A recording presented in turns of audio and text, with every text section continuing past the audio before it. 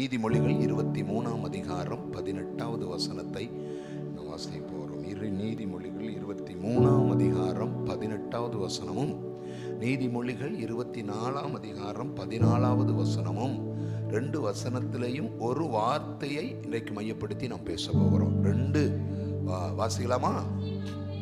நிச்சயமாகவே முடிவுண்டு, உன் நம்பிக்கை வீண் போகாது. நல்லா சொல்லுங்க அந்த வார்த்தையை. நிச்சயமாகவே முடிவுண்டு, உன் நம்பிக்கை. ஆமா, அப்படி அந்த வசனத்தை வாசிருங்க. 24ஆம் அதிகாரம் 14. ஞானத்தை அறிந்து கொள்வது ஆத்துமாவுக்கு இன்பமாயிருக்கும், அதை பெற்றுக்கொண்டால் அது முடிவில் உதவும். இங்கேயும் ஒரு வார்த்தை போட்டிருக்கோம், நம்பிக்கை வீண் போகாது. ஆமேன் சொல்லுங்களேன். ஒருவேளை என்ன எதிர்பார்ப்போடு நீங்க வந்திருக்கிறீங்களோ தெரியாது, என்ன மனதில் எண்ணி வந்தீர்களோ தெரியாது. உங்க மனசுக்குள்ள ஏதோ ஒரு எதிர்பார்ப்பு. அப்ப ஆண்டவர் சொல்றார் இன்னைக்கு காலையில, ஏமா நீ எதிர்பார்த்து வந்திருக்கிற எதிர்பார்ப்புல ஆண்டுடைய வார்த்தை வெளிப்படுவது என்னன்னா, நீ எதை நம்புகிறாய், யாரை நம்புகிறாய்? என்னை நீ நம்பி வந்தது உண்டானால் உன் நம்பிக்கை வீண் போகவே போகாது. கையை உயர்த்தி ஆமேன்னு சொல்லுங்களேன். உன் நம்பிக்கை வீண் போகவே போகாது. ஏனென்றால் நம்ம ஆண்டவருக்கு ஒரு பேர் உண்டு, அவர் நம்பிக்கையை கனம் பண்ணுகிற ஆண்டவர். ஹல்லேலூயா.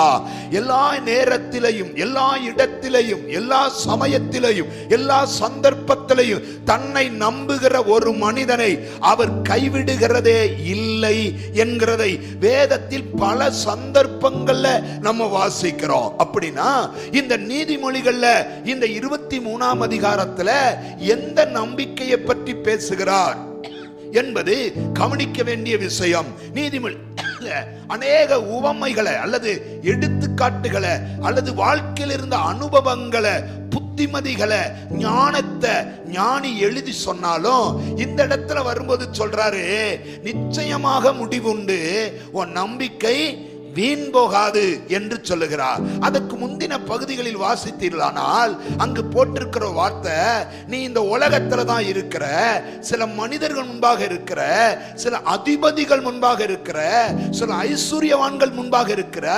24ஆம் அதிகாரம் 1ஆம் வசனத்தில் பார்த்தீர்களானால் சில தேவையற்ற துன்மார்க்கருக்கு முன்பாக இருக்கிற. அவர்களெல்லாம் பார்த்து அவர்கள் நன்றாய் இருப்பதை எண்ணி ஒரு நாளும் மனசுல வருத்தப்படாத, ஒரு நாள் மனசுல துக்கப்படாத. நீ தேவனுடைய பிள்ளையா இருப்பதினால சில பாடுகளையும், சில சங்கடங்களையும், சில வருத்தங்களையும் வாழ்க்கையில நீ சுமந்து கொண்டு கஷ்டத்துல இருக்கலாம். அவங்க நல்லா இருக்கிறாங்க, அவங்க சுவிட்சமா இருக்கிறாங்க, அவங்கள பார்க்கிறப்ப எனக்குள் ஒரு பொறாமை எழுகிறது என்று நீ எண்ணிக்கொண்டு இராத. அந்த பொறாமையெல்லாம் தூக்கி போட்டு நீ நம்பி இருக்கிற நம்பிக்கை என் மேலதான் அப்படின்னா, இந்த 18வது வசனத்துக்கு முந்தின வசனம் 17வது வசனத்துல போட்டிருக்கோம், நீ நாள்தோறும் கர்த்தரை பற்றும் பயத்தோடு இரு. அப்படி போட்டுட்டு அடுத்த வசனத்துல சொல்லுவாரு, நிச்சயமாகவே முடிவுண்டு. அத நல்ல மொழிபெயர்ப்பு என்ன சொல்ல தெரியுமா? நிச்சயமாகவே உனக்கு ஒரு எதிர்காலம் உண்டு. ஆமென். நிச்சயமாகவே எதிர்காலம். ஏன் தெரியுமா? சில மனிதர்களை பார்க்கிறோம், அவங்கெல்லாம் நல்லா இருக்கிறாங்க, நான் ஆண்டவருடைய பிள்ளை, ஏன் நானும் என் குடும்பமும் எனக்கு உண்டான எல்லாமோ நல்லா இருக்கும் நான் நினைக்கிறேன். ஆனால் சில கஷ்டங்கள் என் வாழ்க்கையில வர்றப்ப நினைக்கிறேன், கர்த்தரை நம்புற நான் இப்படித்தான் இருக்கணுமோ, கர்த்தரை நம்புற நான் இப்படித்தான் வாழ்வேனோ என்று எண்ணி நினைத்து உட்கார்ந்து இருக்கும் போதுதான் இந்த ஞானி வழியாக ஆண்டவர் சொல்றாரு, எப்பா கர்த்தரை நம்பின நீ அதிபதியை விட, மற்ற மனிதர்களை விட, எல்லாவற்றை விட உனக்கு ஒரு சிறப்பான எதிர்காலத்தை வச்சிருக்கிறாரு. ஆகவே நீ ஒன்னு செய், நாள்தோறும் கர்த்தரை பற்றும் பயத்தோட இரு, கர்த்தரை மட்டும் நம்பிக்கொண்டு இரு. கர்த்தருக்கு பயப்படுகிற பயமோ, கர்த்தர் மேல் உள்ள நம்பிக்கையும் ஒரு மனிதனுக்கு இருந்தா ஆண்டவர் சொல்றாரு, அவனுக்கான எதிர்காலத்தை நான் வச்சிருக்கிறேன், அவன் நம்பிக்கையை ஒரு நாள் நான் வீணாக்கவே மாட்டேன் என்றார். ஆமென் சொல்லுங்களேன். உங்க நம்பிக்கையை ஒரு நாள் ஆண்டவர் என்ன செய்ய மாட்டார்? வீணாக்க மாட்டார். நான் ரொம்ப வருஷமா நம்பிட்டு இருக்கேன் பிரதர், ரொம்ப நாளா நம்பிக்கிட்டு இருக்கிறேன், இந்த நம்பிக்கை வீணாயிடக்கூடாது நீங்க நினைக்கலாம். ஆண்டவர் சொல்றாரு, என்னத்தான நம்பிக்கிட்டு இருக்கிற? மனிதரை நம்பலையில, சுயத்தை நம்பலையில, பொருளை நம்பலையில, பொண்ணை நம்பலையில, மற்றதை நம்பலையில, ஆண்டவர் செய்வார் என்று என்ன மட்டும் தானே நீ நம்பிட்டு இருக்க. அப்படி நீ நம்பிட்டு இருந்தா உன் நம்பிக்கை ஒரு நாளும் வீண் போகவே போகாது. அல்லேலூயா. இங்க நல்லா கவனிக்கணும், பிள்ளையை குறித்துள்ள ஒரு நம்பிக்கை வீண் போகாது என்று இந்த அதிகாரத்தில் ஆண்டவர் சொல்லுகிறதை பார்க்க முடியும். உன் பிள்ளைய பிரம்பினால் அடி, தண்டி, அவனை சித்தை செய், அவன் ஒரு நாள் சாக மாட்டான். உன் பிள்ளையை குறித்துள்ள நம்பிக்கை வீண் போகவே போகாது என்று சொல்லுகிறார். இரண்டாவது ஒரு கருத்து சொல்றாரு, உன் எதிர்காலத்தை குறித்துள்ள நம்பிக்கை வீண் போகாது. நம்ம எல்லாருக்கும் ஒரு ஆசை இருக்கும், இன்னைக்கு இருக்கிறது மாதிரி நாளைக்கு நான் இருக்கக்கூடாது, இன்னைக்கு இருக்கிறது போல நாளைக்கு என் குடும்பம் இருக்கக்கூடாது. அது ஒரு முறை கூட வளர்ந்திருக்கணும், ஒரு முறை கூட நல்லா மாறணும். ஒரு தடவை கூட நல்லா வளர்ந்துட்டா எவ்வளவு நல்லா இருக்கும். மனசுக்குள்ள ஒரு சந்தோஷம், மனசுக்குள்ள ஒரு ஆறுதல் இருக்கும். ஆனா பல நேரம் நாம் நினைக்கிற காரியங்கள் நடக்காததுனால நம்ம மனசுக்குள்ள சொல்றோம், அவரைத்தானே நம்பிக்கிட்டு இருக்கோம், அவர் தானே போதும்னு நினைக்கிறோம். இந்த நம்புற நம்மள ஆண்டவர் சில நேரம் ஏன் இப்படி விட்டுறாரு என்று நினைக்கிறோம். இல்ல இல்ல, நம்பின யாரையும் ஆண்டவர் எந்த இடத்திலையும் வெறுமனே விட்டதே இல்லை. அப்படின்னா அவங்க எதிர்காலத்தை ஆண்டவர் தன் கையில் வைத்திருக்கிறார். ஆமென் சொல்லுங்களேன். எத்தனை பேர் நம்புறீங்க என் காலம் அவர் கையில இருக்கு? எத்தனை பேர் விசுவாசிக்கிறீங்க என் எதிர்காலம் அவரிடத்தில் இருக்கிறது, என்னுடைய எதிர்காலம் அவருடைய திட்டத்துக்குள் இருக்கிறது, நான் விரும்புகிறதை தருகிற காரியங்களை அவர் வைத்திருக்கிறார். ஆகவே நான் அவர் மேல வைத்திருக்கிற அந்த நம்பிக்கை வீண் போகவே போகாது. ஆமென் சொல்லுங்களேன். அல்லேலூயா. திரும்பவும் சொல்றேன், கர்த்தருக்கு பயந்து, நாள்தோறும் கர்த்தருக்கு பயந்து அவர் மேல நீங்க நம்பிக்கை கொண்டிருப்பீர்களானால் அந்த நம்பிக்கை ஒரு நாள் என்ன செய்யாது. சில மனிதர்களை இங்கு உங்கள் முன்னாடி வைக்க விரும்புகிறேன், கொஞ்சம் கவனிங்க.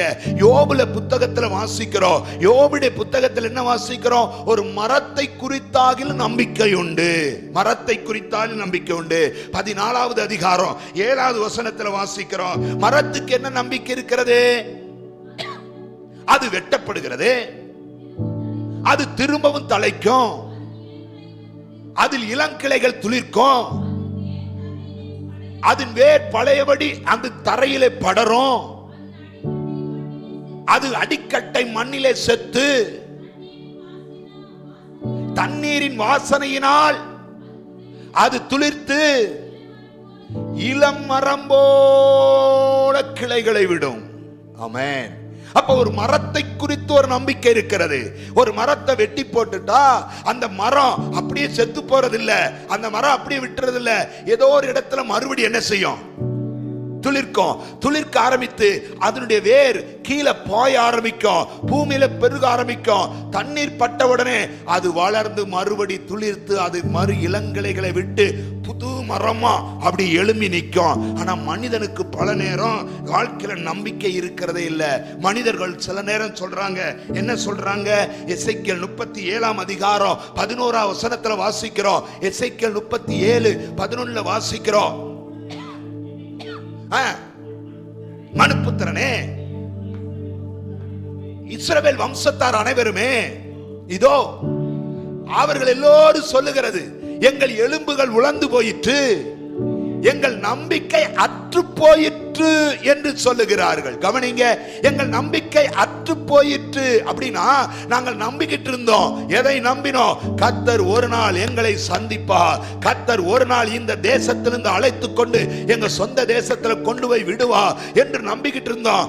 50 ஆண்டுகள் ஆகிறது, 60 ஆண்டுகள் ஆகிறது, 65 ஆண்டுகள் ஆகிறது, 69 ஆண்டுகள் நெருங்குகிறது, இன்னும் வாழ்க்கையில் ஒரு மாற்றம் இல்லை என்று அவர்கள் சொல்லுகிறார்கள். எங்கள் நம்பிக்கை அற்று போயிற்று. காரணம் காரணம் அவருடைய நம்பிக்கை, யாராவது எங்களை விடுதலையாக்குவார்கள், காரணம் அவர்கள் நம்பிக்கை, யாராவது எங்களை வெளியே கொண்டு போவார்கள் என்று நம்பினார்கள். ஆனா நான் ஒன்று சொல்லட்டுமா, யாராவது நம்மை விடுதலையாக்க முடியாது, யாராவது நம்மை காப்பாற்ற முடியாது, யாராவது நமக்கு கை கொடுக்க முடியாது. ஒரே ஒரு நம்பிக்கை உண்டானால் அது ஆண்டவர் மட்டும்தான். கையை உயர்த்தி ஆமென் சொல்லுங்களேன். அதனாலதான் மரத்துக்கு ஒரு நம்பிக்கை உண்டு. மரம் யாராயிலும் எனக்கு செய்வார்கள் என்று எதிர்பார்ப்பதில்லை. மரம் அது ஆண்டவரை மட்டுமே நம்பி இருக்கிறது. அவர் மழையை கொடுத்து அவை பூமியை நனைத்து மீண்டும் அதை தளிர்க்க செய்கிறது வரைக்கும் அந்த மரம் அவரைத்தான் பார்க்குது. அப்படின்னா மனுஷனே உனக்கு ஆப்ஷன் வைக்க வேண்டாம். ஆண்டவர் இல்லைன்னா இது, ஆண்டவர் இல்லைன்னா அவர்கள், ஆண்டவர் இல்லைன்னா நான் இருக்கேன், ஆண்டவர் இல்லைன்னா அது இருக்கு. இல்ல சுய புத்தியை சார்ந்து, சுய எண்ணத்தை சார்ந்து, உன்னை நம்பி, உன் ஐஸ்வர்யத்தை நம்பி, உன் பொண்ணை நம்பி, உன் பொருளை நம்பி ஒரு நாள் நிக்காதீங்க. அதனாலதான் யோபு சொல்றாரு, தங்கத்தை பார்த்து நீ என் ஆதாரம் என்றோ, நீ என் நம்பிக்கை என்றோ நான் சொன்னது உண்டோ? நான் ஒரு நாளும் அப்படி சொல்லுவது இல்லை. ஏனென்றால் என் நம்பிக்கை முழுவதும் ஆண்டவர் மேல் மட்டும்தான். எத்தனை பேர் சொல்ல முடியும் என் நம்பிக்கை முழுவதும் ஆண்டவர் மேல் மட்டும்தான்? சொல்றவங்க கையை உயர்த்தி சொல்லுங்க, நான் அவரை மட்டுமே முழு மனதோடு நம்புவேன். அல்லேலூயா, அல்லேலூயா. அதனாலதான் சங்கீதக்காரன் சொல்றாரு, நான் எப்போதும் கர்த்தரை நம்பிக்கொண்டிருக்கிறேன். எப்போதும்னா எப்போதும்னா எல்லா நேரத்திலும், எல்லா சமயத்திலும் எப்போதும் கர்த்தரை நம்பிக்கொண்டிருக்கிறேன். ஏன் தெரியுமா? ஏன் தெரியுமா நான் எப்போது ஏன் கர்த்தரை நம்புறேன்? 62ஆம் சங்கீதத்தில் சொல்றாரு. அத என்ன சொல்றாரு? 5ஆம் வசனத்துல சொல்றாரு. வாசிங்க அந்த வசனத்தை. என் ஆத்துமாவே தேவனையே நோக்கி அமர்ந்துரு. ஏன் நான் எப்போது ஏன் கர்த்தரை நம்புறேன்? நான் எதை நம்புறேனோ அது அவரால தான் வரும். எத்தனை பேர் சொல்ல முடியும்? நான் எதை நம்புறேனோ அவரால தான் வரும். எதை எதிர்பார்க்கிறேனோ அவரால தான் வரும். கையை உயர்த்தி ஒரு தடவை சொல்லுங்க, நான் எதிர்பார்க்கிறது எங்க இருந்து வரணும்? அவரிடத்துல தான் வரும். கிழக்குல இருந்து வரணும்னாலும், மேற்குல இருந்து வரணும்னாலும், தெற்குல இருந்து வரணும்னாலும் அவர் அனுமதிச்சா தான் வரும். ஆமென் சொல்லுங்க. அவர் சொல்லாம, அவர் அனுமதியாம, அவர் நினைக்காம என் வாழ்க்கையில ஒண்ணுமே வராது பிரதர், வராது சிஸ்டர், வராது. கர்த்தரை நம்புறவனுக்கு கர்த்தராலதான் ஒன்று வரும். எத்தனை பேர் நம்புறீங்க? இதுவரை எனக்கு கிடைச்ச எல்லாம் அவரால தான் வந்தது. எத்தனை பேர் சொல்ல முடியும்? இதுவரை வாழ்க்கையில வாய்த்ததெல்லாம் அவரால தான் வந்தது. இதுவரை வாழ்க்கையில நடந்ததெல்லாம் அவரால தான் வந்தது. அதனாலதான் யாக்கோபு சொல்லும்போது சொல்றாரு, இதெல்லாம் யாருடையது? இது ஆண்டவர் கொடுத்தது. இந்த மிருகங்கள் ஆண்டவர் கொடுத்தது, பிள்ளைகள் ஆண்டவர் கொடுத்தது, வேலை ஆண்டவர் கொடுத்தது, சுகம் ஆண்டவர் கொடுத்தது, அழகு ஆண்டவர் கொடுத்தது, மகிமை ஆண்டவர் கொடுத்தது, எல்லாம் ஆண்டவர் கொடுத்தது. இங்க எனக்கு, என் திறமைக்கு, என் சம்பாத்தியத்துக்கு, என் முயற்சிக்கு, என் பிரயாசத்துக்கு கொஞ்சமும் இடம் கிடையாது. இதுக்கு பின்னாடி ஒரு ஆண்டவர் இருக்கிறார். அதனாலதான் தாவீது சொல்றாரு, இம்மட்டும் நடத்தி வந்ததற்கு நானும் என் வீடும் எம்மாத்திரம் ஆண்டவரே. வீடு கொடுத்தது கர்த்தர், எனக்கு உடைமை கொடுத்தது கர்த்தர், எனக்கு உறவிடம் கொடுத்தது கர்த்தர், எனக்கு இந்த ராஜ்யத்தை கொடுத்தது கர்த்தர், என்னை அபிஷேகம் பண்ணினது கர்த்தர் என்ற நம்பிக்கை இருந்ததுனாலதான் அவர் சொல்றார், நான் எப்பொழுதும் கர்த்தரை நம்பிக்கிட்டு இருப்பேன். ஏன்னா நான் நம்புகிற எல்லாம் அவரால தான் வரும். நல்ல கையை உயர்த்தி அல்லேலூயா, நல்ல வாய் திறந்து சொல்லுங்க, நான் நம்புறது அவரால வரும். இன்னைக்கு விசுவாசிக்கிறீங்களோ விசுவாசிக்கலையோ, உங்களை பார்த்து ஆண்டவருடைய ஆவியானவர் சொல்லுகிறார், நீ நம்பிக்கிட்டு இருக்கிற சில காரியம் கர்த்தரால மட்டும்தான் வரும். அதனாலதான் சொல்றாரு, கிழக்கிலிருந்து, மேற்கிலிருந்து, வடக்கிலிருந்து, எங்க இருந்தும் ஜெயம் வராது. எங்க இருந்து வராது? அரேரோ கர்த்தரிடத்திலிருந்து மட்டும்தான். கையை உயர்த்தி சொல்லுங்க, உம்மிடத்திலிருந்து தான் எனக்கானது வரும். உம்மிடத்திலிருந்து தான் எனக்கான நன்மை, உம்மிடத்திலிருந்து தான் எனக்கான சுகம், உம்மிடத்திலிருந்து தான் எனக்கான விடுதலை, உம்மிடத்திலிருந்து தான் எனக்கான ஆசி, உம்மிடத்திலிருந்து தான் எனக்கான பாதுகாப்பு, உம்மிடத்திலிருந்து தான் எனக்கான விடுதலை வந்து சேரும். ஆகவே நான் ஒன்றின் மேலும் நம்பிக்கை வைப்பது இல்லை. அதனாலதான் சங்கீதக்காரன் சொல்றாரு, எனக்கு ஒத்தாசை வருகிற பர்வதங்களுக்கு நேராய் என் கண்களை ஏறெடுக்கிறேன். வானத்தையும் பூமியும் உண்டாக்கின கர்த்தரிடத்திலிருந்து எனக்கு ஒத்தாசை வரும். அல்ல கையை தட்டி சொல்லுங்க, எனக்கு வர வேண்டிய எதுவானாலும் அது கர்த்தரிடத்திலிருந்து வரும். அல்லேலூயா, அல்லேலூயா. புலம்பல் பாடுகிற எரேமியா கூட சொல்றாரு, புலம்பல் பாடுகிற எரேமியா, எப்ப புலம்புறாரு?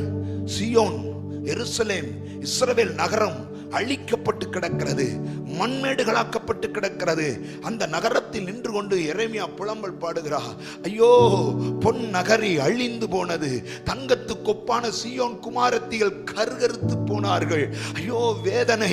இப்படி கிடக்கிற அந்த நிலையில் உட்கார்ந்து கொண்டு அழுகிற அந்த எரேமியா முதலில் புலம்பும் போது எப்படி புலம்புகிறார்? 3ஆம் அதிகாரம் 18வது வசனத்தில் புலம்புகிறார். எப்படி புலம்புகிறார் தெரியுமா? என் பலனும் நான் கர்த்தருக்கு காத்திருந்த நம்பிக்கையும் அற்று போயிற்று என்றேன். பல நேரம் நம்ம என்ன நினைக்கிறோம்? என் பலனும் நான் கர்த்தருக்கு காத்திருந்த என் நம்பிக்கையும் அற்று போயிற்று, அழிந்து போயிற்று. இனி அவரை நம்பி ஏன் எல்லாமே அழிஞ்சிருச்சு, எல்லாம் மண்மேடாயிருச்சு. இனி வாய்ப்புகளே கிடையாது, இனி சந்தர்ப்பங்களே. எரேமியா அங்க உட்கார்ந்து புலம்புறாரு. அப்படி புலம்பிட்டு இருக்கும் போதே எரேமியா டக்குன்னு ஒரு வார்த்தை சொல்றாரு. 22ஆம் வசனத்துல, அதுக்கு முந்தின வசனத்தை 21ஆம் வசனத்தை வாசிங்க. இதை என் மனதிலே வைத்து, எதை மனதில் வைத்து? என் நம்பிக்கை அழிஞ்சு போச்சு, இனி வாய்ப்புகளே இல்ல, எருசலேம் திரும்ப கட்டப்படுமா தெரியாது. அப்படியே உட்கார்ந்து புலம்புற அந்த எரேமியா சொல்றாரு, இதை என் மனதிலே வைத்து. எதை? ஆண்டவர் செய்த செயல்களை திரும்ப என்ன செய்யறாரு? நான் சொல்லட்டுமா? வாழ்க்கையில எல்லாமே போனாலும், அத்தனையும் அழிஞ்சு போனாலும், எல்லாமே எதிரா போனாலும் திரும்ப நினைங்க, எதை எதை? ஒரு அற்புதம் செய்கிற ஆண்டவர் இருக்கிறார், ஒரு அற்புதம் செய்கிற ஆண்டவர் இருக்கிறார்ன்றத திரும்ப நினைங்க. எல்லாத்தையும் இழந்த யோபுவை திரும்ப கட்டினார் என்பதை திரும்ப நினைங்க. பாழாக்கப்பட்ட சீயோனை திரும்ப எழுப்பினார் என்பதை அதை நினைத்தேன். நினைத்துட்டு சொல்றாரு, ஏன் இனி நம்பிக்கையில இழக்க மாட்டேன், நம்பிக்கையை விட மாட்டேன். ஏன் தெரியுமா? 22ஆம் வசனம் 23ஆம் வசனத்துல சொல்லுவாரு, நான் நிர்மூலமாகாது இருக்கிறது, என்ன ஆனாலும் என்ன நடந்தாலும் அவர் கிருபைகளுக்கு முடிவில்லை, அவருடைய இரக்கங்களுக்கு முடிவில்லை. அப்படின்னா அவர் யாருன்னா கிருபையை சம்பூரணமா வச்சிருக்கிறவர். அவர் யாருன்னா இரக்கத்தை நிறைவாய் வைத்திருக்கிறவர். ஒருவேளை எல்லாம் பாழாக்கப்பட்டாலும், எல்லாம் இடிந்து போனாலும், எல்லாம் தகர்க்கப்பட்டாலும், ஒன்றும் இல்லாத மண்மேடு போல ஆனாலும், இனி எழும்ப முடியாத நிலை என்று எண்ணப்பட்டாலோ, இனி பிரகாசிக்க முடியாத சூழல் என்று எண்ணப்பட்டாலோ, இனி கூடி சேர முடியாது என்று எண்ணப்பட்டாலோ, இனி தகர்க்கப்பட்டது என்று எண்ணப்பட்டாலோ, நான் ஒன்று மீது நம்பிக்கையா இருக்கிற. என்ன நம்பிக்கை தெரியுமா? அவருடைய கிருபைக்கு முடிவே இல்லை. அல்லேலூயா. அவருடைய கிருபைக்கு முடிவே இல்லை. அதான் சொல்றது, நிற்பதும் நிர்மூலமாகாது இருக்கிறது அவருடைய கிருபை என்றால் என்ன அர்த்தம்? அவருடைய கிருபை எந்த இடத்துல முடியாது. ஹலோ, நாம் நம்பி இருக்கிற சில காரியங்கள்ல நீங்க நினைக்கலாம் இது முடிஞ்சிச்சு அது முடிஞ்சிச்சு. இல்ல, ஆண்டவருடைய கிருபை முடிவு இருக்கா? ஆண்டவருடைய கிருபைக்கு முடிவு இருக்கா? ஆண்டவருடைய கிருபைக்கு எல்லை இருக்கா? ஆண்டவர் சொல்ற நம்முடைய பிரமாணத்துக்கு எல்லை இருக்கா? இல்ல, நம்முடைய பிரமாணத்துக்கு ஒரு சம்பூரணத்தை கண்டு அது முடிவில்லாதது. ஆண்டவருடைய இரக்கங்களுக்கு முடிவில்லை, அது முடிவில்லாதது. அப்படின்னா ஆண்டவர் திரும்பவும் என் மேல கிருபை வைத்தாரானால், ஆமென் சொல்லுங்களேன். ஆண்டவர் என் மேல கிருபை வைத்தாரானால் என் நம்பிக்கையை மறுபடி உயிர்ப்பிக்க உண்மையுள்ளவர். அல்லேலூயா. அதனால நான் சொல்லுவேன், உங்க நம்பிக்கை ஒரு கர்த்தர் மேல இருந்துச்சுன்னா தைரியமா இருங்க. உங்க நம்பிக்கை ஆண்டவர் மேல இருந்தா தைரியமா இருங்க. என்ன தைரியம்? அவர் கிருபை இன்னும் ஜீவனோடு இருக்கிறது. யோபு அவ்வளவு தைரியமா இருக்கு. என்ன காரணம்? எல்லாம் போயிருச்சு தானே, எல்லாம் கைவிட்டு போயிருச்சு, ஒரு நம்பிக்கையும் இல்ல. ஆனாலும் சொல்ற, அவர் என்னை கொன்று போட்டாலும் அவர் மேல நம்பிக்கையா இருப்பேன்னு சொல்றாரு. ஏன்னா இந்த நம்பிக்கை அவர் வீணாக்க மாட்டாரு. ஏன்னா நான் ஆராதிக்கிற ஆண்டவர் ஒருவேளை செத்தவர் அல்ல. அதை 25 அதிகாரத்தை சொல்றாரு, என் மீட்பர் உயிரோடு இருக்கிறாரு. என் மீட்பர் உயிரோடு இருக்கிறாரு. உயிரோடு இருக்கிற ஆண்டவர் ஆராதிக்கிற நீங்க எந்த காலத்திலும் சோர்ந்து போகலாமா? கையை வைத்து ஆமென் சொல்லுங்க. நாம் கும்பிடுகிற ஆண்டவர் வாக்கு மாறுகிறவரா என்ன? நாம் ஆராதிக்கிற ஆண்டவர் சொன்ன சொல்லை நிறைவேற்றாமல் போகிறவரா என்ன? நாம் சேவிக்கிற ஆண்டவர் தன்னுடைய வார்த்தையை குறித்து மனம் மாறுகிறவரா என்ன? இல்ல. நீ நம்பி இருக்கிற நம்பிக்கை ஒருபோது வீண் போகாது பிரதர். நீங்க நம்பி இருக்கிற நம்பிக்கை ஒரு நாள் வீண் போகாது சிஸ்டர். நீங்க நம்பி இருக்கிற நம்பிக்கை ஒரு நாள் இல்லாம போகாது சிஸ்டர். ஏன் தெரியுமா? இந்த நம்பிக்கையை கனப்படுத்தி கர்த்தர் அற்புதம் செய்கிறவர். ஹல்லேலூயா. ஒரு அப்போஸ்தலர் 27ஆம் அதிகாரத்தை மையமா வச்சு 3 விஷயங்களை உங்களுக்கு சொல்லணும்னு நான் விரும்புறேன். அப்போஸ்தலர் 27ஆம் அதிகாரத்துல 3 நம்பிக்கைகள் இருக்கு. 3 நம்பிக்கைகள். 27ஆம் அதிகாரம் 11ஆம் வசனத்துல கப்பலை நம்பினான். அதே 11ஆம் வசனத்துல கப்பல் மாலுமியை நம்பினார்கள். ஒரு கூட்டம் கப்பலை நம்புது. நாங்க போற கப்பல் எப்படிப்பட்ட கப்பல்? நல்ல கப்பல். எந்த இடத்துல என்ன செய்யாது. அதான சொல்றாங்க. ஏதோ இந்த டைட்டானிக்னு சொல்றாங்களே, அது சொன்னாங்களா? உண்மையான நமக்கெல்லாம் தெரியாது. அந்த கப்பல் பனிப்பாறைகளை உடைத்து கொண்டு போகும் அப்படின்னு நம்பி போனாங்களாம். உடைத்து கொண்டு போகும் என்று நம்பி போனாங்களாம். கப்பலை நம்பி போய் நடுக்கடல்ல கவுந்துட்டாங்க. ஒரு கூட்டம் மாலுமியை நம்புது. மாலுமி எப்படிப்பட்டவர்? திறமையானவர். எப்படியாவது என்ன செய்வாரு? நான் பல நேரம் நம்புவோம், என் வீட்டுக்காரர் ரொம்ப திறமையானவர், அவர் எப்படினாலும் என்ன செஞ்சிருவாரு, எப்படினாலும் சமாளிச்சுக்கொண்டு. சிலர் நம்புவோம், என் மனைவி ரொம்ப திறமையான ஆள், என்னானாலும் என் குடும்பத்தை என்ன செஞ்சிருவா கட்டி. அப்படி நம்பி நம்பி தான் பல நேரம் தோத்து போய் கேட்கும். நான் கேட்கிறேன், நீங்க உங்க மனைவியை நம்பி, நீங்க உங்க கணவரை நம்பி வாழ்றீங்களா? இல்ல நாங்க 2 பேரும் சேர்ந்து கர்த்தரை நம்புறோம்ன்றீங்களா? யாரை நம்புறீங்க? யாரை நம்புறீங்க? ஏமா, நம்ம கர்த்தரை நம்பி பயணம் பண்ணுவோம். நம்ம இந்த இடத்துல இருந்து இனி ஒரு இடத்துக்கு பயணம் பண்ணிட்டு இருக்கோம். நம்ம வாழ்க்கை பயணம் அதான் சொல்லுவாங்க, கருவறையில் தொடங்கி கல்லறை வரைக்கும் வாழணும், சாப்பிடணும், நல்லா இருக்கணும், பெத்த பிள்ளைகளை காப்பாற்றணும். காப்பாத்துறது மட்டுமல்ல, ஆண்டவரை சேவிக்கணும். சேவிக்கிறது மட்டுமல்ல, கடைசியில எக்காலம் தொனிக்கும் போது நித்தியத்தில் அவரோடு கூட போகணும். அது வரைக்கும் நம்ம குடும்பம் என்ன செய்யணும்? குடும்பமாகிய கப்பல் பயணம் பண்ணணும். போயிட்டு இருக்கே சில கப்பல் உடைஞ்சிருது. ஏன்னா கப்பல் மேலுள்ள நம்பிக்கை. எங்க குடும்ப பாரம்பரியம், நாங்க எந்த குடும்பத்திலிருந்து வந்தவங்க தெரியுமா? எங்க பின்னணியம் தெரியுமா? எங்க முன்னணியம் தெரியுமா? காத்தும் புயல் அடிச்சா பின்னணியத்துல நினைஞ்சிரும், உடைச்சு போட்டுரும். நம்ம நினைப்போம் நாங்க அந்த இதுல வந்தவங்களாக்கும். நாங்க ஆபிரகாமின் வழியில் வந்தவர்கள். ஆபிரகாமின் வழியில் வந்தவனுக்கு விசுவாசம் இல்ல. பல நேரம் நம்ம பேரை சொல்லிக்கிட்டே வண்டியை ஓட்டிடக்கூடாது. நாங்க பாஸ்டர் ஃபேமிலியில இருந்து வந்தவங்களாக்கும். இப்படியே சொல்லிக்கிட்டே இருந்தாப்புல நம்ம நல்லா வந்துருமா? சொல்லுங்க,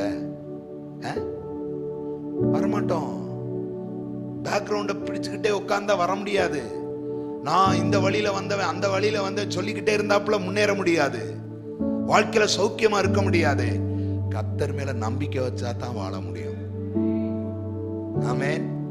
கர்த்தரை தொழுதுகிட்டா தான் வாழ முடியும். கர்த்தரை ஆராதிச்சா தான் வாழ முடியும். ஆபிரகாமின் சந்ததி தான், ஈசாக்கின் சந்ததி தான், யாக்கோபின் சந்ததி தான். கர்த்தரை விட்டு விட்ட போது ஆண்டவர் சொல்றார், போங்கடா நானும் உங்களை விட்டுட்டேன். என் வாக்கு தத்தத்துக்கு நான் மாறுதலை உண்டாக்குறேன். நான் சொன்னேன் உண்மைதான், ஆனா என் சொல்லு நான் நிறைவேறத்தக்கதா நீங்க என்ன செய்யல, நடக்கல, போ அப்படின்னாரு. கோபத்துல, என் கோபத்துல ஆணையிட்டேனார். அதனால நான் சொல்லுவேன், உங்க கப்பலை நம்பாதீங்க. ஆமேன்னு சொல்லுங்களேன். நல்லா சொல்ல மாட்டீங்க, வாயவே திறக்க மாட்டீங்க. பூரா ஊம சாம்பிராணி மாதிரி உட்காந்துருக்க பாரு. நல்ல வாய் திறந்து ஆமேன்னு சொல்லுங்களேன். கப்பலை நம்பி வாழ்கிற வாழ்க்கை வேண்டாம். குடும்ப பின்னணியத்தை நம்பி வாழ்ற வாழ்க்கை வேண்டாம். இது எங்களை காப்பாத்தும் நம்புற வாழ்க்கை வேண்டாம். மாலுமியை நம்புவது. இவர் இருக்கிறார் பாத்துக்கிடுவார், அவர் இருக்கிறார் பாத்துக்கிடுவார், எனக்கு என்ன, என் வீட்டுக்கார் கல்லு மாதிரி இருக்கார் பாத்துக்கிடுவார். யார் நம்புறது? எனக்கு என்ன, இது இருக்கு, என் பிள்ளைங்க இருக்கிறாங்க பாத்துக்கிடுவாங்க, நான் தனியாவா இருக்கிறேன். மாலுமியை நம்புவது. இவர்களுக்கு நடுவுல ஒருத்தர் இருக்கிறார். அவர் யார நம்பினாரா? அப்போஸ்தலர் 27ஆம் அதிகாரம் 25ஆம் வசனத்துல, மனுஷரே திடமனதாயிருங்கள்,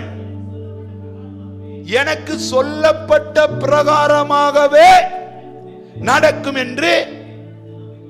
யாரிடத்துல? ஹலோ, கப்பலை நம்புகிறவர்களுக்கு நடுவுல, மாலுமிய நம்புறவங்களுக்கு நடுவுல இவர் ஒருத்தர் சொல்றாரு, நான் தேவனை நம்பிட்டு இருக்கேன். சொல்லுங்க, யார நம்பிட்டு இருக்கேன்?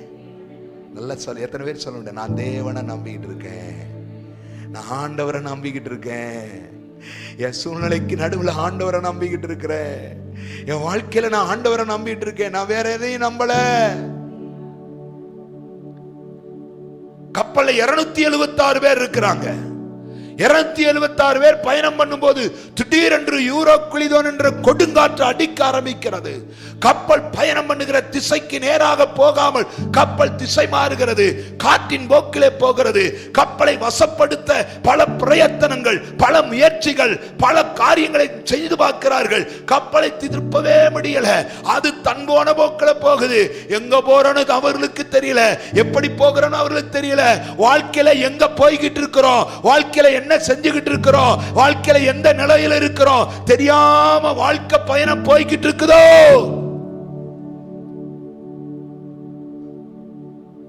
உங்க நம்பிக்கை தேவனிடத்தில் இருந்தா, உங்க நம்பிக்கையை கனம் பண்ணி கர்த்தர் உங்களுக்கு ஒரு அற்புதம் செய்வார். ஆமென். அவர் நம்பினவர்களை கைவிடாத கர்த்தர். கையை வைத்து ஆமென் சொல்லுங்க.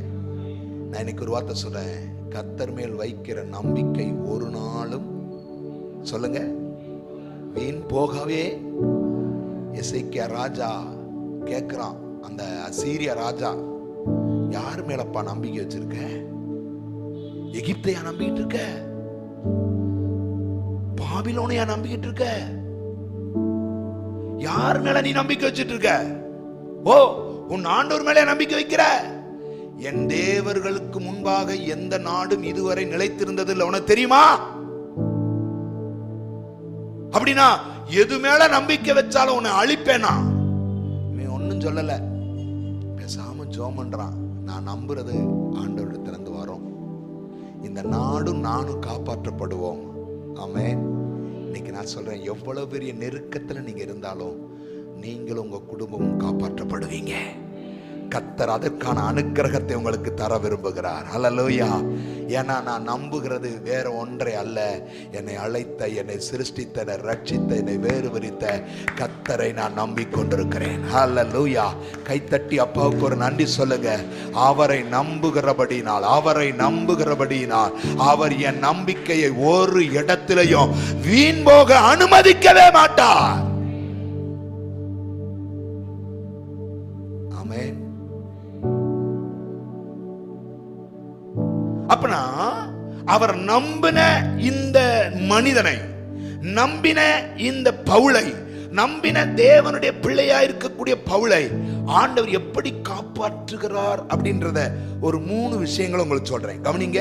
ஒண்ணு, அங்க வாசிக்கிறோம் 27ஆம் அதிகாரம் 15வது வசனத்துல, 27ஆம் அதிகாரம் 15வது வசனத்துல, கப்பல் அதில் அகப்பட்டு கொண்டு காற்றுக்கு எதிர் போக கூடாதபடியினால் காற்றின் போக்கிலே கொண்டு போகப்பட்டோம். அப்படின்னா ஒன்னு சொல்றாரு, அகப்பட்டு கொண்டு.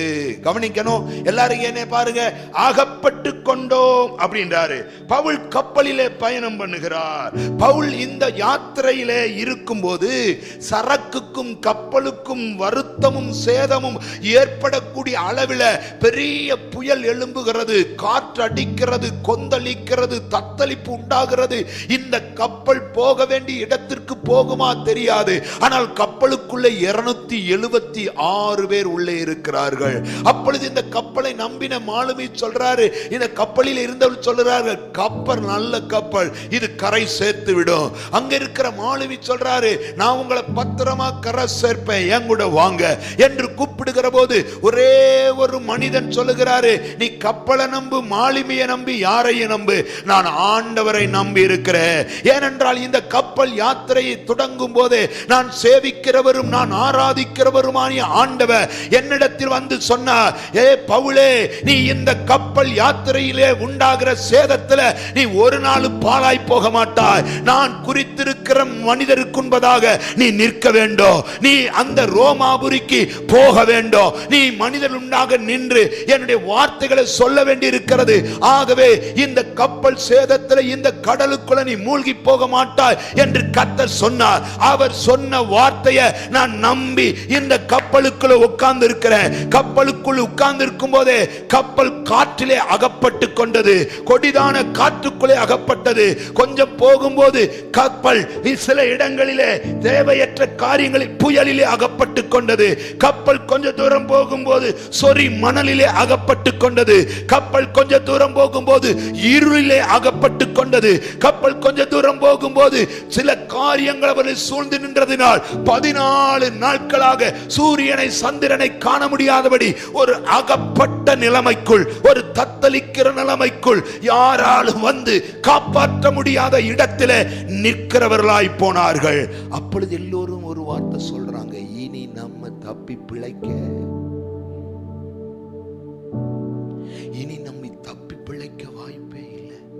வாழ்க்கையில் ஏதோ ஒரு இடத்துல நீங்க சொல்லி இருக்கலாம், இனி வாய்ப்பு இல்லை, நீ வாழ வாய்ப்பு இல்லை, நீ பிழைக்க வாய்ப்பு இல்லை, நீ நிலை நிற்க வாய்ப்பு இல்லை, நீ எதிர்காலத்தை சரியாய் கொண்டு வர வாய்ப்புகள் இல்லை என்று சொல்லுகிற இடத்தில் பவுல் சொல்லுகிறார், நான் நம்புகிற ஆண்டவர் நான் எதில் அகப்பட்டு கொண்டேனோ அதில் இருந்து என்னை வெளியே கொண்டு வருவார்.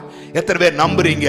சில காரியங்கள், தேவையற்ற காரியங்களில் அகப்பட்டு கொண்டீர்களோ, தேவையற்ற விஷயங்களில் அகப்பட்டு கொண்டீர்களோ, பவுலும் அவனோடு இருந்த 276 பேர் கப்பலில் ஆமென் சேதங்களுக்கு நடுவில் அகப்பட்டு நின்ற போது அந்த கப்பலை விடுவித்து கரை சேர்க்க கர்த்தரால முடியுமானால், உன் வாழ்க்கையில அகப்பட்டு நிற்கிற உன் கப்பலை, துன்பங்களுக்குள் அகப்பட்டிருக்கிற வாழ்க்கைய, பிரச்சனைகளுக்குள் அகப்பட்டிருக்கிற வாழ்க்கைய, மனித எரிச்சலுக்குள் அகப்பட்டிருக்கிற வாழ்க்கைய, பொறாமைக்காரர்களுக்கு நடுவில் அகப்பட்டு கிடக்கிற வாழ்க்கைய, இந்த வாழ்க்கை முன்னேறி போக வழியும் இல்லை வாய்ப்பும் இல்லை என்று பல நாட்களாக புலம்பிக் கொண்டிருக்கிற வாழ்க்கைய, அகப்பட்டிருக்கிற அந்த நிலையிலிருந்து வெளியே கொண்டு வருகிற கர்த்தர். அல்லேலூயா, அல்லேலூயா. அதனாலதான் தாவீது சொல்லும்போது சொல்றாரு, எங்க கால்களை கண்ணியில் அகப்படுத்த நினைத்தார்கள். ஹல்லேலூயா. நாங்கள் தப்பினோம். ஆமென். நாங்கள் தப்பினோம். எப்படி தப்பினோம்? கண்ணி தெரித்தது. எத்தனை பேர் விசுவாசிக்கிறீங்க? சிலருடைய வாழ்க்கையில சில கண்ணிகள் தெரிக்க போகிறது. நம்பிக்கை உள்ளவங்க கையை உயர்த்தி ஆமென் சொல்லுங்க. சிலருடைய வாழ்க்கையில பிரச்சனைகள் மாறப்போகிறது. எத்தனை பேர் விசுவாசிக்கிறீங்க?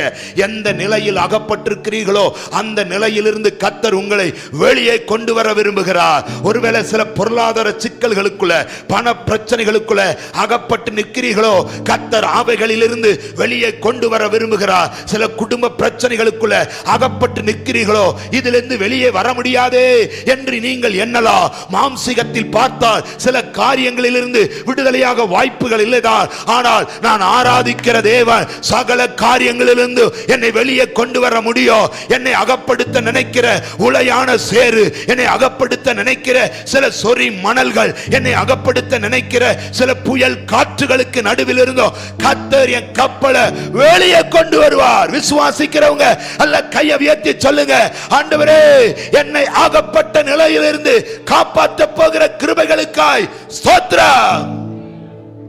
நான் மீள முடியாத பிரச்சனையில மாட்டிட்டு இருக்கேன் பிரதர், நான் மீள முடியாத சிக்கல்களுக்குள்ள மாட்டிக்கிட்டு இருக்கிறேன். இதுல இருந்து நான் எப்படி வெளியே வர போறேன் எனக்கே தெரியல. உங்களுக்கு வழி தெரியாது, வாய்ப்புகளும் தெரியாது. ஆனா ஒன்னு சொல்லட்டுமா, எனக்கு வழிகாட்டவும் வாய்ப்புகளை உண்டாக்கும் ஒரு கர்த்தர் இருக்கிறார். அல்லேலூயா, அல்லேலூயா. சில தேவையற்ற மனிதரிடத்துல வாக்கு கொடுத்து மாட்டிக்கொண்டீர்களோ, அகப்பட்டு கொண்டீர்களோ, இருதயத்தை வாக்கு கொடுத்து சிக்குண்ண செய்தீர்களோ, இதிலிருந்து எப்படி வெளியே வருவது என்று தெரியாமல் தவித்துக் கொண்டிருக்கிறீர்களோ, இதிலிருந்து எப்படி வெளியே வருவது என்று புரியாமல் ஏங்கிக் கொண்டிருக்கிறீர்களோ, இன்னைக்கு காலையில சிலரை பார்த்து சொல்றாரு, நீங்கள் அகப்பட்ட நிலையில் இருப்பீர்களானால் அதிலிருந்து வெளியே கொண்டு வருகிறதுக்கு கர்த்தருடைய ஆவியானவர் சில வழிகளை உங்களுக்காக திறக்க போகிறார்.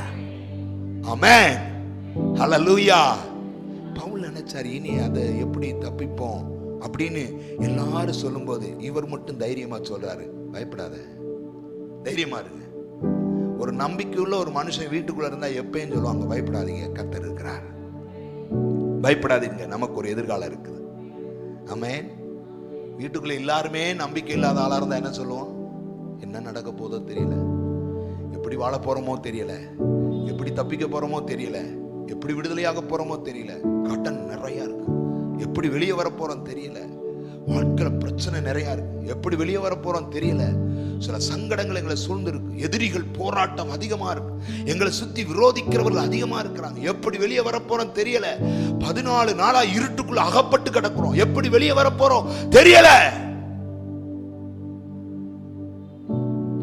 இருதயம் தேவையற்ற காரியங்களில் சிக்குண்டு இருக்குமானால் கர்த்தர் அவைகளில் நின்று உங்களை விடுதலையாக்குவார். கையை உயர்த்தி எல்லாரும் சொல்லுங்க, இன்னைக்கு ஆண்டவர் சில காரியங்களிலிருந்து வெளியே கொண்டு வருவார். நம்புறீங்களா? நம்பிக்கையுள்ளவங்க எல்லாரும் சேர்ந்து என் கூட சேர்ந்து சொல்லுங்க, நான் நம்புகிறேன். கர்த்தர் எங்களை அகப்பட்ட நிலையிலிருந்து, ஒருவேளை மனிதனுடைய காரியங்கள் அகப்பட்டு கிடக்கிறீங்களோ, வாக்கு கொடுத்து அகப்பட்டு கிடக்கிறீர்களோ, தேவையற்ற காரியங்களை அகப்பட்டு கிடக்கிறீர்களோ, சிக்குண்டு இருக்கிற நிலையில் இருக்கிறீங்களோ, பிளீஸ் எங்களை வெளியே கொண்டு வரும் ஆண்டவர் என்று சொல்லி கேட்டுக்கொண்டிருப்பீர்களானால் நீங்கள் கர்த்தரை நம்புகிற அந்த நம்பிக்கை ஒரு நாளும் உங்களை கைவிடாது சிஸ்டர். ஹல்லேலூயா. அதனால சொல்லுவேன், என் நிலை எதுவானாலும் பரவாயில்லை, என் பிரச்சனை எதுவானாலும் பரவாயில்ல, தைரியமா ஆண்டவர்கிட்ட சொல்லணும், 100க்கு 100 உம்மை நம்புவேன். ஆமென் சொல்லுங்க. எல்லாரும் பின்னாடிக்கு எல்லாரும் நல்ல வாயை திறந்து ஆமென் சொல்லுங்க. ஆமென், ஹல்லேலூயா. 100க்கு 100 உம்மையே நான் நம்புவே, அற்புதம் செய்திடுங்க, அதிசய நடத்திடுங்க. 100க்கு 100 உம்மையே நான் நம்புவே, அற்புதம் செய்திடுங்க, அதிசய நடத்திடுங்க. மனிதர்கள் முன்பாக தலை குனிந்து போகாமல் உதவி செய்திடுங்க, உயர்த்தி வச்சிடுங்க. மனிதர்கள் முன்பாக தலை குனிந்து போகாமல் உதவி செய்திடுங்க, உயர்த்தி. கையை உயர்த்தி சொல்லுமா, உம்மைத்தான் நான் நம்பி இருக்கேன், அற்புதங்கள் எனக்கு செய்யுங்கப்பா. கையை தட்டி சொல்லுங்க, உம்மைத்தான் நான் நம்பி இருக்கேன், அற்புதங்கள் எனக்கு செய்யுங்கப்பா. உம்மைத்தான் நான் நம்பி இருக்கேன், அற்புதங்கள் எனக்கு செய்யுங்கப்பா. ஹல்லேலூயா. அப்ப அகப்பட்ட நிலையிலிருந்து பவுலை காப்பாற்றினார், அவருடைய கப்பல் கரை சேர உதவி செய்தார். இரண்டாவது என்ன செய்தார்? நம்புகிறவனுக்கு நம்பிக்கையை கனப்படுத்தி. பவுலுக்கு இரண்டாவது செய்தது என்ன? 22வது வசனம் போட்டிருக்கு, ஆகிலும் திடமனதாயிருங்கள் என்று இப்பொழுது உங்களுக்கு தைரியம் சொல்லுகிறேன். என்ன சேதமே அல்லாமல், கப்பர் சேதமே அல்லாமல் உங்களில் ஒருவனுக்கும் என்ன வராது? கையை வைத்து சொல்லுங்க, என்ன வராது? அப்ப நாங்க சொல்லுவேன், அகப்பட்ட நிலையிலிருந்து காப்பாற்றுகிற தேவன் மட்டுமல்ல, இன்னொரு வார்த்தை, சேதம் இல்லாமல் காப்பாற்றுகிற ஆண்டவர். ஆமென். என்ன இல்லாம காப்பாற்றாரா? சேதம் இல்லாமல் காப்பாற்றுகிறார்.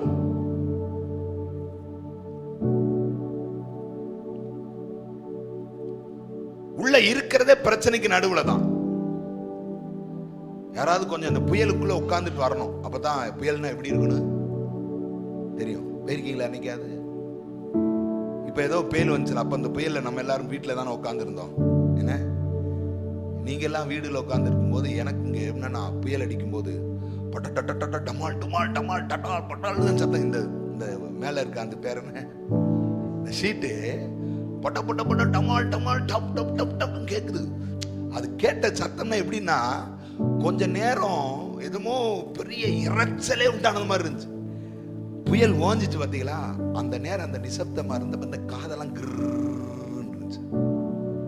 ஏன்னா அவ்வளவு சத்தம் அங்க. நாங்க அப்படியே உட்காந்து பார்க்குறோம், என்னன்னா நடக்குது அப்படின்னா, மேல இருந்து பார்க்கறதுனால சில வீடுகள் இருக்க தகரம் ஆடுது, பறக்குது. இது சாதாரண ஒரு புயல் தான், அப்படித்தானே?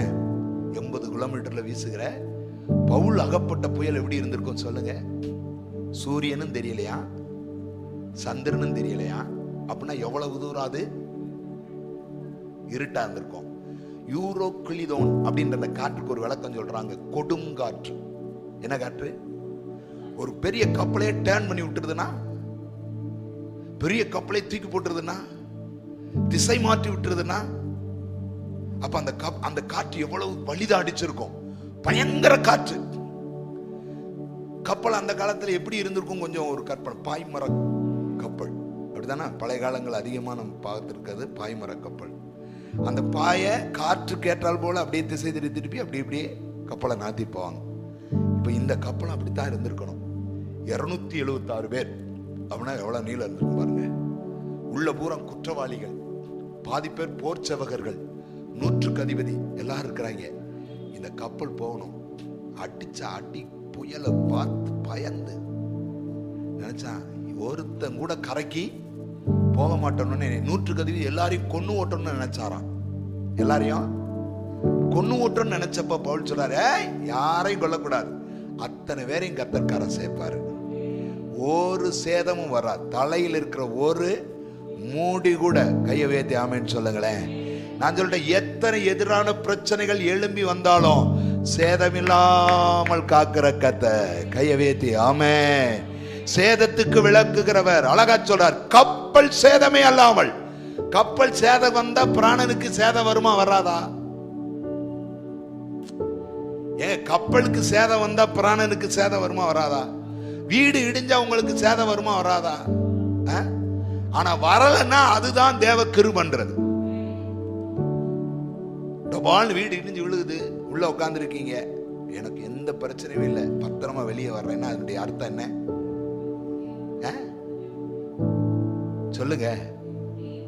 அந்த தேவனுடைய கிருபைன்றதை கூட சொல்ல மறுக்கிறீங்களே நீங்களா? எது அவருடைய கிருபை என்னை பத்திரமா காப்பாச்சு. புயலுக்கு நடுவுல பவுல் உட்கார்ந்துட்டு சொல்றாரு, ஒரு சேதம் வராது, பத்திரமா போகும்னா அவருடைய அர்த்தம் என்ன தெரியுமா? என்னைய நம்பி இருக்கிற அந்த நம்பிக்கையை கணம் பண்ற கர்த்தர் கூட இருக்கிறாரு. என்ன நம்பிட்டான்ல,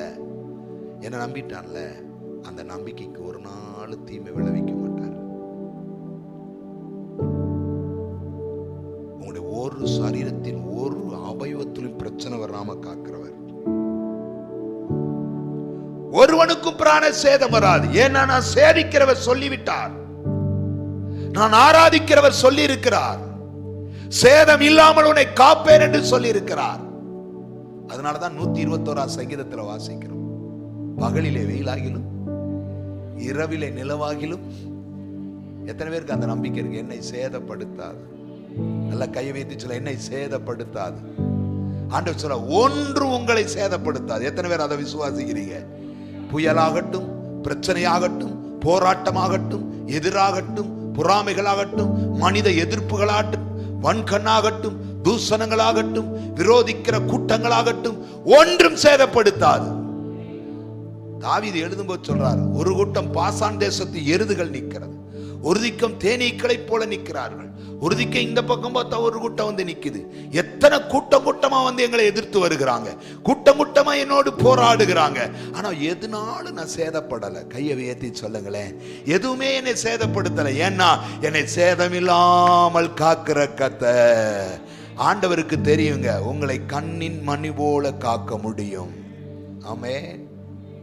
நான் ஒரு வார்த்தை சொல்றேன், கவனிங்க. தானியேலை தூக்கி சிங்கக்கபியில போட்ட போதும் தானியேலுக்கு ஒரு சேதமும் இல்லைன்னு போட்டிருக்கு.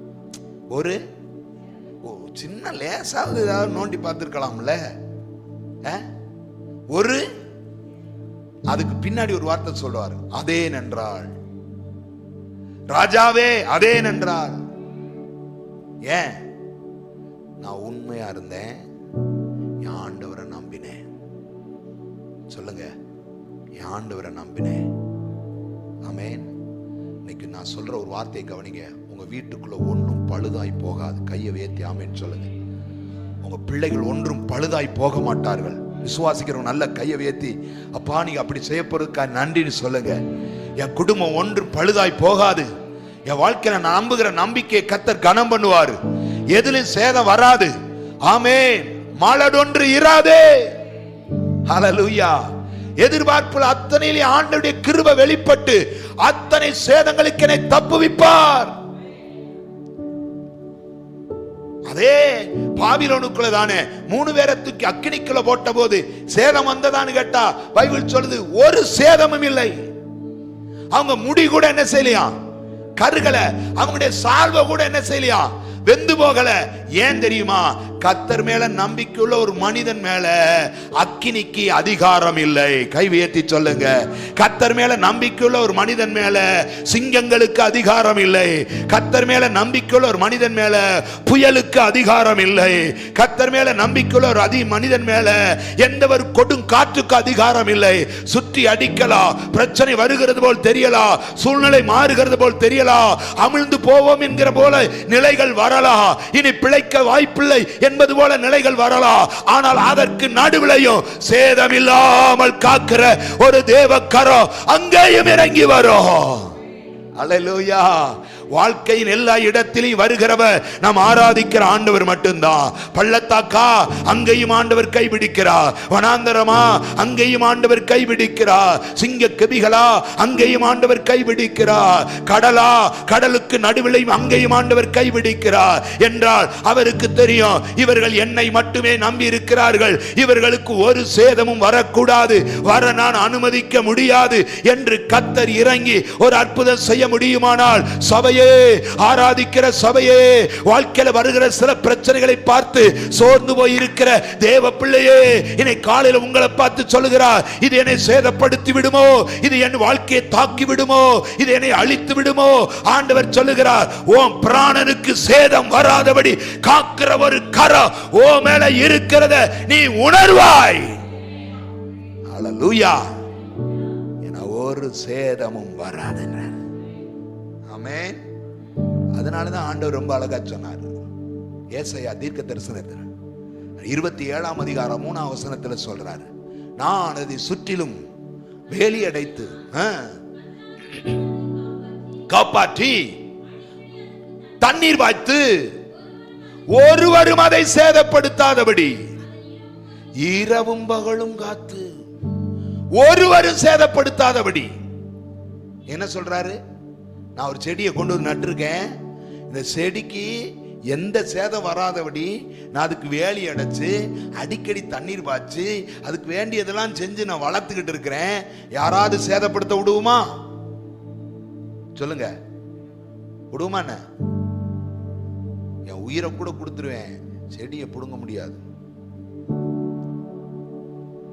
சிலருக்கு வீட்டுக்கு முன்னாடி அந்த அது பேர் என்ன, குரோட்டோன்ஸ் இதெல்லாம் வளர்க்குறதா ரொம்ப ஆர்வமா இருக்கும்.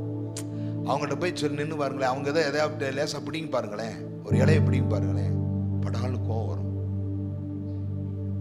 எவ்வளோ நான் கஷ்டப்பட்டு வளர்த்துக்கிட்டு இருக்கேன், எவ்வளோ இது பண்ணி வளர்த்துக்கிட்டு இருக்கேன். அப்போ ஆண்டவரும் சொல்கிறாரு, நான் கொண்டு வந்து நட்டு தண்ணி வாய்ச்சி வேலி அடைச்சி அதை கண்ணுங்கருத்துமா பார்த்துட்ருக்கேன். உங்களுக்கு தெரியுமா மக்களே, உங்களுக்கு தெரியுமா உங்கள் மேலே யார் கரிசனையாக இருக்கிறாங்களோ இல்லையோ, உங்கள் மேலே அவ்வளவு கரிசனை இல்லாம அவர் கண்ணுங்கருத்துமா நம்மளை பார்க்குறாரு, அதை விசாரிக்கிறாராம். அதை விசாரித்து அதற்கு நீர் பாய்ச்சி அதற்கு வேண்டியது ஆண்டவர் செய்துட்டு வர்றதுனால தான் இன்னைக்கு நம்ம மேலே எத்தனையோ பிரச்சனைகள் வந்தாலும் எத்தனை எதிர்காரியங்கள் வந்தாலும் சேதமில்லாமல் நம்ம தப்பிச்சு போறோம்னா ஒரே காரணம், இது கையை உயர்த்தி, அப்பா எங்களை சேதப்படாதபடி இதுவரை காத்த அந்த தயவுக்காக ஸ்தோத்திரம், ஸ்தோத்திரம், ஸ்தோத்திரம். ஆமென். அல்லேலூயா.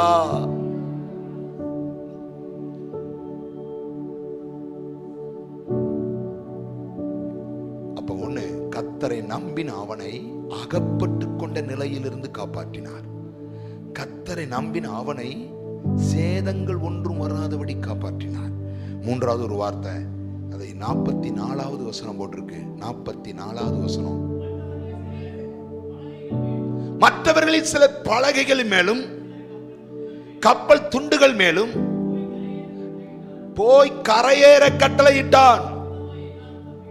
அப்படி இவ்விதமாய் எல்லோரும் தப்பி, மூணாவது ஒரு வார்த்தை சொல்றேன், கர்த்தரை நம்பினா அந்த நம்பிக்கையை கனம் பண்ணி உங்களை சேரும் இடத்தில் பத்திரமாய் சேர்ப்பார். அந்த வார்த்தையை பாருங்க. எல்லோரும் கரை சேர்ந்தார்கள். இருக்கா? இவ்விதமாய் எல்லாரும். அப்படின்னா கப்பல்ல இருந்த 276 பேரும் கரை சேர்ந்தாங்க. ஒருத்தர் கூட கரை சேராம. ஆனா கரை சேர்றதுக்கு முன்னாடி என்ன நடக்குன்னு பாருங்க. கரை சேர்றதுக்கு முன்னாடி என்ன நடக்குது? 27 வசனத்துல போட்டிருக்கு, ஒரு கரை கிட்டி வருகிறதாய் தெரிகிறது. போட்டிருக்கா? ஒரு கரை என்ன செய்யுது? தெரிகிறது போல இருக்கு. சரி, கரையை நோக்கி வண்டிய அந்த கப்பலை நகர்த்தும் போது அங்க நடக்கிறது என்ன? 40வது வசனத்துல கவனிங்க. கப்பலை நவுத்தி புகையில நங்கூரத்தை அறுத்து கடல்ல போட்டாச்சு. 41வது வசனம், இருபுறமும் கடல் மோதிய இடத்துல கப்பலை தட்ட வச்சிட்டாங்க. அப்புறம் முன்னணியும் ஊன்றி அசையாமல் நிக்குது, பின்னணியும் அலைகளின் பலத்தினால் உடைஞ்சிருச்சு. அடுத்து அங்க போட்டிருக்கு, சுக்கானை தளர விட்டார்கள். சுக்கான இப்ப கவனிங்க, கப்பல்ல சுக்கானுடைய கட்டுப்பாடும் இல்ல, கப்பல்ல நங்கூரமும் இல்ல. அப்புறம் கப்பல் முன்னாடி போய் ஊண்டி நின்னுக்கிருச்சு. பின்னணியத்துல ஆளை அடிச்சதுனால படகு என்ன செய்தான்? உடையுது. அப்ப எவ்வளவு தூரம் அடிச்சிருக்கும் பாருங்க, உடையுது. இப்படி உடைந்து கொண்டிருக்கிற கப்பல்ல, சுக்கான் இல்லாத கப்பல்ல, நங்கூரம் இல்லாத கப்பல்ல, ஒரு பாதுகாப்பற்ற ஒரு கப்பல்ல பயணம் பண்ணினாலும் பத்திரமா கரையில போய் விட்டார். பாத்தீங்களா? நம்ம வாழ்ற உலகம் ஒரு பாதுகாப்பு இல்லாத உலகம் தான். எத்தனை பேருக்கு தெரியும்? எத்தனை பேர் தெரியும்? ரொம்ப பேர் நம்ம நினைக்கிறோம், நான் பத்திரமா போயிட்டு பத்திரமா வருவேன் அப்படின்னு நம்ம நினைக்கிறோம். உன்னை பத்திரமா கொண்டு வர்றது கர்த்தர் மட்டும்தான். ஆமென். வீட்டை விட்டு கிளம்பிட்டா திரும்பி வர்றோம், அப்படி வீட்டில் வந்து நிக்கிறோம்னா, வந்து நின்னவொன்னு என்ன சொல்லணும்? சோத்திரம்பா, என்னை பத்திரமா கொண்டு வந்ததுக்காக. எத்தனை பேர் அப்படி சொல்றீங்க? சொல்றீங்களா? ரொம்ப பேர் சொல்றது இல்ல. போக வேண்டியது, வர வேண்டியது, பாய போட வேண்டியது, அப்பாடா அவனு படுக்க வேண்டியது, என்ன வெயில், தண்ணி எடு, சோத்த போடு, இப்படியே பேசிக்கிட்டே இருக்க வேண்டிய. வந்தமே கர்த்தாவே எங்களை கொண்டு வந்ததுக்காக சோத்திரம். ஏன் தெரியுமா? அத்தனை பிரச்சனை இருக்கு ரோட்ல, வண்டியில போக முடியுதா? அத்தனை தூசி இருக்கு, அத்தனை இது இருக்கு. எல்லாம் சொல்றாங்க, இனி கொரோனாவை விட 20 மடங்கு வீரியம் கொண்ட ஒரு வைரஸ் வரப்போதான். எத்தனை மடங்கு? கொரோனாவுக்கே நம்மளால முடியல, அதை விட 20 மடங்கு வீரியம் கொண்டது வந்தா, நான் சொல்லுவேன், எதுவும் என்னை சேதப்படுத்தாது, சேரும் இடத்துக்கு பத்திரமாய் போய் சேருவேன். எத்தனை பேர் ஆமென் சொல்லுவீங்க? அல்லேலூயா. கொரோனா வந்த உடனே என்னென்ன செஞ்சோம், என்னென்ன பண்ணோம்? உடனே வீட்டை போய் கழுவணும், வீட்டுக்குள்ள யாரும் அலோவ் பண்ண மாட்டேங்க, டிஸ்டன்ஸ் கீப், எல்லாரும் தள்ளி நில்லு. சர்ச்சில் கூட எல்லாத்தையும் என்ன செஞ்சோம்? தள்ளித்தான் உட்கார வச்சு, கையை கொடுக்க மாட்டேனோம், பேச மாட்டேனோம், முனே போனோம். ஏன்னா வாயை திறந்தா அவங்க பேச்சு ஏதாவது ஒன்று வந்துருமோ.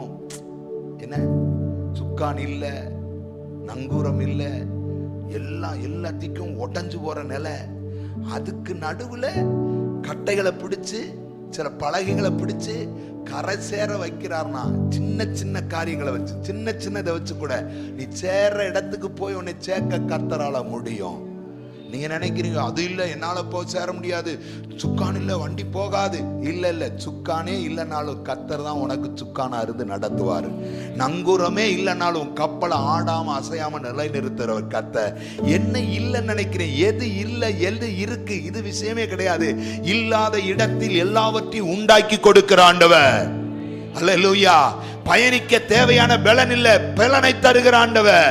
14 நாளா ஒண்ணுமே சாப்பிடலையா. பவுல் சொல்றார், ஒன்னும் சாப்பிடல, சாப்பிடுங்கப்பா எல்லாரும், தைரியம் பலன் உண்டாகட்டும்ன்றார். அப்படி பலப்படுத்தி எப்படியோ கரை சேர்க்கிறாரு. இன்னைக்கு நான் சொல்லட்டுமே, வாழ்க்கையில ஒண்ணுமே இல்ல, எதுவுமே இல்ல, ஆனா நான் எப்படி சேர போறேன் தெரியாது, எப்படி இதை அடைய போறேன் தெரியாது, எப்படி இதை முடிக்க போறேன் தெரியாது, இந்த காரியம் எப்படி கைகூட போது தெரியாது. ஆனா ஆண்டவர் சொல்றார், ஒண்ணுமே இல்லைனாலும் உனக்காக யாவையும் செய்கிற ஒரு ஆண்டவர் உன்னுடைய படைகள் தான் இருக்கிறாரு. அல்லேலூயா. எதுவுமே இல்லை, ஆனா சேர்க்கிற கர்த்தர் சேர்ப்பாரியா, நடத்துற ஆண்டவர் நடத்துவாரு. சங்கீதத்தில் ஒரு வசனம் ரொம்ப பிடிக்கும். சீயோனை சுற்றி, எருசலேமை சுற்றி அதன் கொத்தளங்களை எண்ணுங்கள், அதை குத்தி சுத்தி பார்ப்பா, பார்த்துட்டு சொல்லு, இந்த தேவன் என்றென்றைக்கும் உள்ள சதா காலம் நம்முடைய தேவன். ஏன்? சீயோனுக்கோ எருசலேமுக்கோ அரண் இல்ல, கோட்டை இல்ல, பாதுகாப்பு இல்ல. ஆனா ஒண்ணு தெரியுமா, அந்த சீயோனு எருசலேம் பத்திரமா இருக்குது. அதுக்கு என்ன காரணம்? பறந்து காக்கிற பட்சியை போல அதை ஒருவர் காத்து கொண்டிருக்கிறார். அல்லேலூயா. அதற்கு உறுதுணையாய் ஒருவர் இருக்கிறார், அதற்கு நம்பிக்கையாய் ஒருவர் இருக்கிறார், அதை நடத்துகிறவராய் ஒருவர் இருக்கிறார் என்றால் இன்னைக்கு சொல்லுவேன், இந்த ஆலயத்துக்குள்ள இருக்கிற உங்களுக்கு எனக்கு நம்புவதற்கு சுக்கான் இல்லையா, எனக்கு நம்புவதற்கு நங்கூரம் இல்லையா, எனக்கு நம்புவதற்கு நல்ல போட் இல்லையா, என் வாழ்க்கையை எப்படி எதிர்காலத்தை நம்பி போக போறேன் தெரியல. ஆனா சொல்லட்டுமா, எதையுமே நம்ப முடியாது. ஆனால் என்னை அழைத்த, நான் சேவிக்கிற, என்னை வேறு விரித்த ஆண்டவரை நான் நம்பினா எதுவும் இல்லைனாலும் என்னை சுகமா கொண்டு போய் சேர்க்க அவர் உண்மையுள்ளவர். உங்களையும் உங்க குடும்பத்தையும் பத்திரமாய் சேர்ப்பார். ஆமென் சொல்லுங்களேன். வாழ்க்கையில பிரச்சனை வரும், தளர்ந்துராதீங்க. போராட்டம் வரும், தளர்ந்துராதீங்க. இக்கட்டுகள் வரும், அனுகூலமற்ற சூழல் வரும், தளர்ந்துராதீங்க. என் கர்த்தர் என் கூட இருக்கிறாரு. சொல்லுங்க, என் கர்த்தர் என் கூட இருக்கிறாரு. அலை மோதுது, தண்ணி உள்ள வருது, படகுல சீசர் இருக்கிறாங்க. ஐயனே நாங்கள் மரித்து போகிறோம், ஐயனே நாங்கள் மடிய போகிறோம், உமக்கு கவலை இல்லையா? இயேசு எழுந்து காற்றையும் கடலையும் அதட்டி அக்கறைப்படுத்தினார். அந்த இயேசு இன்னைக்கு இருக்கிறாரு. சில இடத்துல கொண்டு போய் நிறுத்த போகிறார். ஆமென் சொல்லுங்க. எங்க போய் நிக்கணுமோ, எந்த இடத்தினுடைய வாழ்க்கை போகணுமோ அந்த இடத்துக்கு உங்க கப்பலை கொண்டு போக போகிறார். உடஞ்சிருக்குதான், சுக்கான் இல்லதான், பிரச்சனை இருக்குதான், போராட்டம் இருக்குதான், ஆனா நீ சேர வேண்டிய இடத்துல போய் நின்று கர்த்தருக்காக சாட்சி சொல்ற அளவுக்கு உன் வாழ்க்கையில சில மாற்றங்களை செய்ய போகிற தேவன் அதை நடத்தி காண்பிப்பார். எழுப்பி நிக்கலாமா? நான் நம்புகிறவர் ஒரு நாள் என்னை கைவிட மாட்டார். நான் நம்புகிறவர் ஒரு நாள் என்னை வெட்கப்படுத்த மாட்டார். என் நம்பிக்கையை கனம் பண்ணி எதுல நீ அகப்பட்டிருக்கிறையோ அதுல இருந்து உன்னை வெளியே கொண்டு வருவா. சிஸ்டர், அகப்பட்ட நிலையிலிருந்து உங்களை வெளியே கொண்டு வருகிறவர். பிரதர், அகப்பட்ட நிலையிலிருந்து உங்களை வெளியே கொண்டு வருகிறவர். துன்பங்களுக்கு நடுவிலிருந்து உங்களை வெளியே கொண்டு வருகிறவர். போராட்டங்களுக்கு நடுவிலிருந்து உங்களை வெளியே கொண்டு வருகிறவர். நாம் ஆராதிக்கிற தேவன் ஜீவனுள்ளவர். ஆமென் சொல்லுங்க. நான் நம்புகிற தேவன் ஜீவனுள்ளவர். ஆபத்து சூழ்ந்தாலும் பத்திரமாய் என் ஜீவனை காப்பாற்றுகிறவர். பிரச்சனைகள் இருந்தாலும் என் வாழ்க்கையை காப்பாற்றுகிறவர். போராட்டங்கள் இருந்தாலும் என் வாழ்க்கையை காப்பாற்றி நடத்துகிற ஒரு தேவன் என்னோடு இருக்கிறார். ஹல்லேலூயா. நம்புவே இயேசுவை, நம்புவே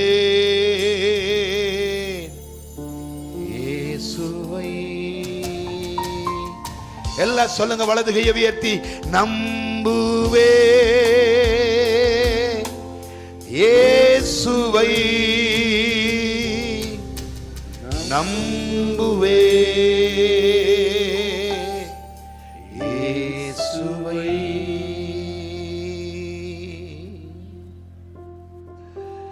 எல்லாரும் சொல்லலாமா? அத்திமரம் துளிர் விடாமல் ஆட்டு மந்தை முதலற்றாலும், அத்திமரம் துளிர் விடாமல் ஆட்டு மந்தை முதலற்றாலும், கர்த்தருக்கு காத்திருப்போ வெட்கப்பட்டு போவதில்லை. கர்த்தருக்கு காத்திருப்போ வெட்கப்பட்டு. எல்லாம் கையை தட்டி சொல்லுங்க பார்க்கலாம். நம்புவே இயேசுவை, நம்புவே இயேசுவை, நம்புவே இயேசுவை, நம்புவே இயேசுவை. கண்மலைகள் பெயர்க்கும்படியாய் கர்த்தர் என்னை கரம் பிடித்தார். கண்மலைகள் பெயர்க்கும்படியாய் கர்த்தர் என்னை கரம் பிடித்தார். காத்திருந்து பலனடைந்து கழுகு போல எழும்பிடுவோம். காத்திருந்து பலனடைந்து கழுகு போல நம்புவே இயேசுவை,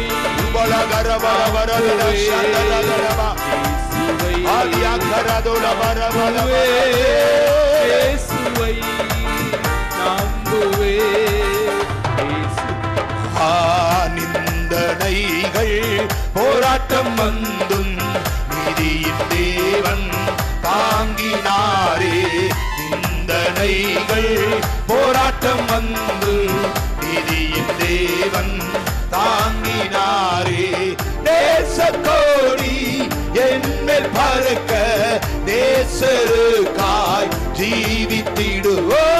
நேசக்கோடி என்மேல் பறக்க நேசருக்காய் ஜீவித்திடுவே.